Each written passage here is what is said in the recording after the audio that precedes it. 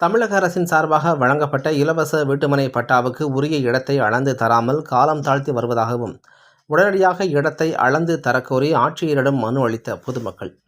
Kovai Sivaji colony பகுதியில் அனைத்து சமூக மக்களுக்கும் உதவும் பேரவை அமைப்பு செயல்பட்டு வருகிறது. இதன் நிறுவன தலைவராக சமூக ஆர்வலரும் வழக்கறிஞருமான புஷ்பானந்தம் செயல்பட்டு வருகிறார்.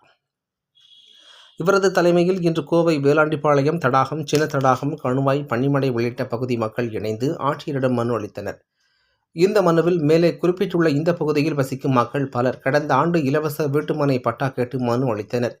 இந்த கோரிக்கையை பரிசீலனை செய்த அதிகாரிகள் கடந்த ஆண்டு சிலருக்கு இலவச வீட்டுமனை பட்டாக்களை வழங்கியது.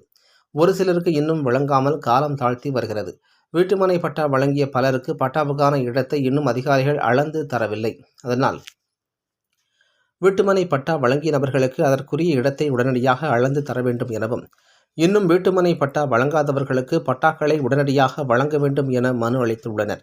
இந்த நிகழ்ச்சியில் சாரல் அமுதம் பொது நல அறக்கட்டளையின் தலைவர் ராஜு, திவ்யா, தெய்வானை, அன்பரசு, இந்திராணி, வீராசாமி, காங்கிரஸ் கட்சியைச் சேர்ந்த பால்ராஜ், மோகன், குணா, கார்த்திக், ஜெகதீஷ், மானா, ஜமுனா, டெய்லர் ஆனந்தி, ரேவதி, சதீஷ் மற்றும் அனீஷ் உள்ளிட்ட பலர் கலந்து கொண்டனர் என்பது குறிப்பிடத்தக்கது.